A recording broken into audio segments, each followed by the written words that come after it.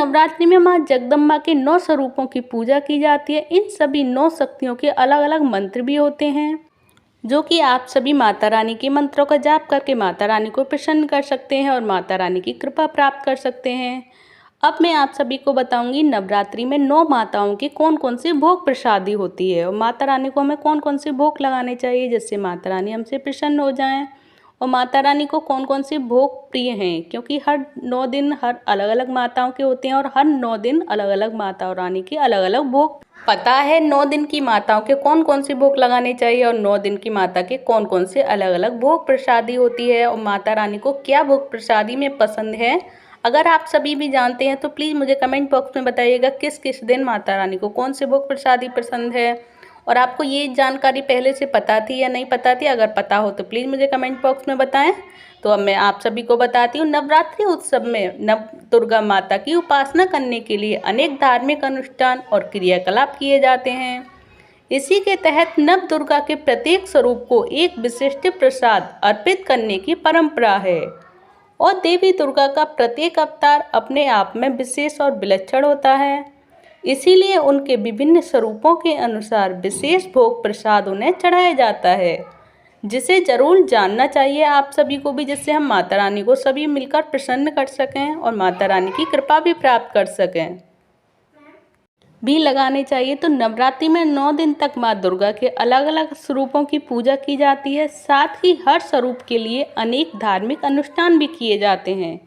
तो क्या आप सभी को पता है माता रानी की भोग प्रसादी के बारे में कि कौन से प्रसाद कौन से दिन माता रानी को पसंद है? और अगर पता हो तो प्लीज़ मुझे कमेंट बॉक्स में बताइएगा कि हाँ हमको पहले से पता थी या नहीं पता थी। ये सारी जानकारी आप भी मुझे बताइएगा। तो नवरात्रि उत्सव में नव दुर्गा की उपासना करने के लिए अनेक धार्मिक अनुष्ठान और क्रियाकलाप किए जाते हैं। इसी के तहत नव दुर्गा के प्रत्येक स्वरूप को एक विशिष्ट प्रसाद अर्पित करने की परंपरा है। ऐसे में देवी दुर्गा का प्रत्येक अवतार अपने आप में विशेष और विलक्षण होता है। इसीलिए उनके विभिन्न स्वरूपों के अनुसार विशेष भोग प्रसाद उनको चढ़ाया जाता है, जिसे चढ़ाना जरूरी भी होता है, क्योंकि माता रानी को जो प्रसाद पसंद होता है हमें वही माता रानी को चढ़ाना भी चाहिए। और प्रथम देवी है माता शैलपुत्री। तो नवरात्रि का पहला दिन देवी शैलपुत्री को समर्पित है, और देवी ने सती के रूप में जो आत्मदाह कर लिया था और फिर देवी पार्वती के रूप में पर्वतराज हिमालय की पुत्री के रूप में जन्म लिया था, और पर्वतराज हिमालय की पुत्री होने के कारण ही देवी माँ के इस स्वरूप को शैलपुत्री कहा जाता है। और माँ शैलपुत्री त्रिमूर्ति अर्थात ब्रह्मा विष्णु और महेश की शक्ति का प्रतीक है।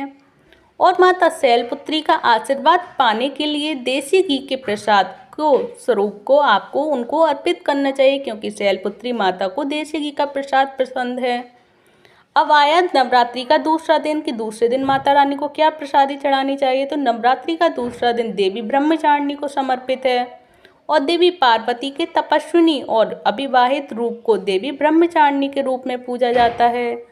और देवी का यह अवतार दृढ़ता और तपस्या का प्रतीक है, और साधक को देवी के इन गुणों की प्राप्ति के लिए शक्कर का प्रसाद अर्पित करना चाहिए, क्योंकि ब्रह्मचारिणी माता को शक्कर की प्रसादी पसंद है। अब मैं बताती हूँ आपको तीसरी माता की, नवरात्रि की तीसरी माता कौन सी है और उन तीसरी माता को प्रसादी में क्या अर्पित करें कि माता चंद्रघंटा हमसे प्रसन्न हो जाएं।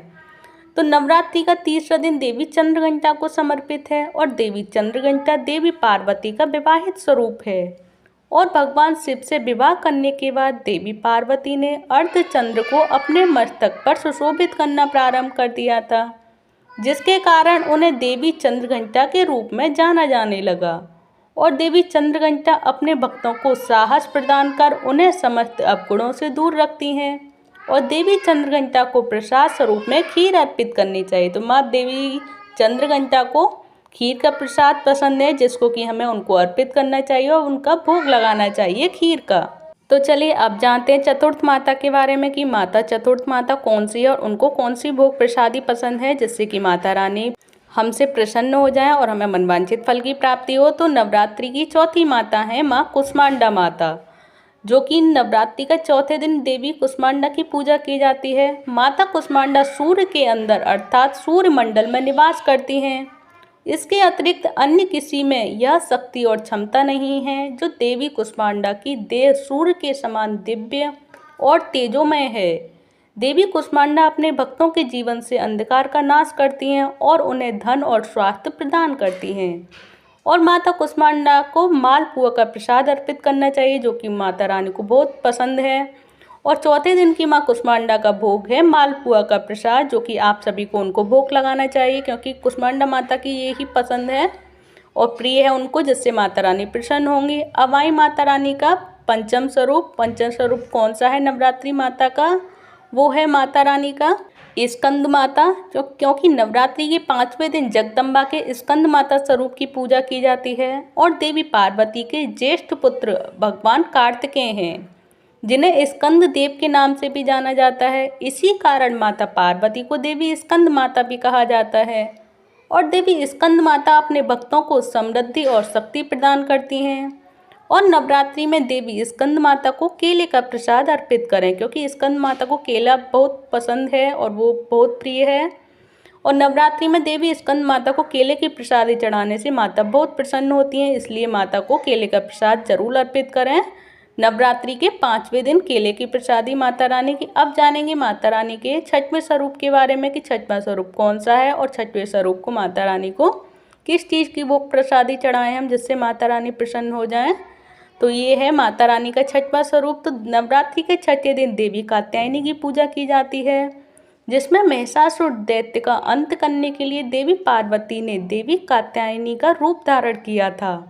और यह देवी पार्वती का सर्वाधिक हिंसक रूप है। और देवी कात्यायनी का यह स्वरूप क्रोध के सकारात्मक उपयोग को प्रदर्शित करता है।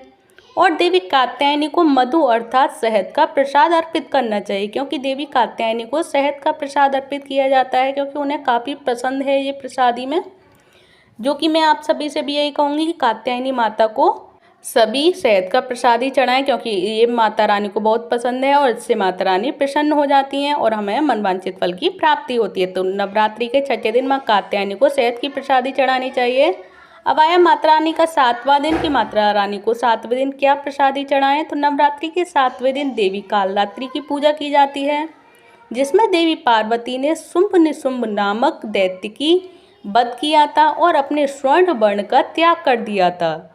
और देवी के इस भयंकर स्वरूप को देवी कालरात्रि के रूप में जाना जाता है। और यह देवी पार्वती का सर्वाधिक उग्र और क्रूर रूप है, जिसमें देवी कालरात्रि की देह से उत्सर्जित होने वाली शक्तिशाली ऊर्जा को ग्रहण करने के लिए नवरात्रि में देवी कालरात्रि को गुड़ का प्रसाद चढ़ाना चाहिए। तो नवरात्रि के 7वें दिन माता कालरात्रि को हमें गुड़ का प्रसाद ही चढ़ानी चाहिए, जो कि माता रानी को बहुत प्रिय है। और प्रसन्न करने के लिए माता रानी को गुड़ की प्रसादी चढ़ाएं। और माता रानी का 8वां दिन, नवरात्रि का 8वां दिन कौन सा स्वरूप की पूजा करनी चाहिए और क्या प्रसादी चढ़ानी चाहिए? तो नवरात्रि के 8वें दिन देवी महागौरी की पूजा की जाती है, जिसमें पौराणिक कथाओं के अनुसार 16 वर्ष की आयु में देवी शैलपुत्री अत्यंत सुंदर थी और उन्हें गौर वर्ण का वरदान प्राप्त था। इसके गौर वर्ण के कारण उन्हें देवी महागौरी के नाम से जाना जाता है।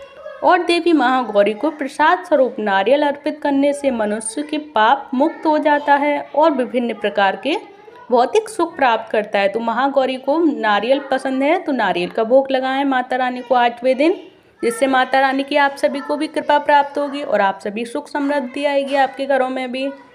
तो अब जानेंगे माता रानी के 9वें रूप के बारे में कि 9वां रूप माता रानी का कौन सा है और उन माता रानी के 9वें रूप को कौन सा भोग प्रसादी हमें अर्पित करनी चाहिए। तो नवरात्रि के 9वें दिन देवी सिद्धिदात्री की पूजा की जाती है, जो सृष्टि के आरंभ में भगवान रुद्र ने सृष्टि निर्माण के लिए आदि पराशक्ति की पूजा की थी। यह माना जाता है कि देवी आदि पराशक्ति का कोई रूप नहीं था और वह निराकार थी।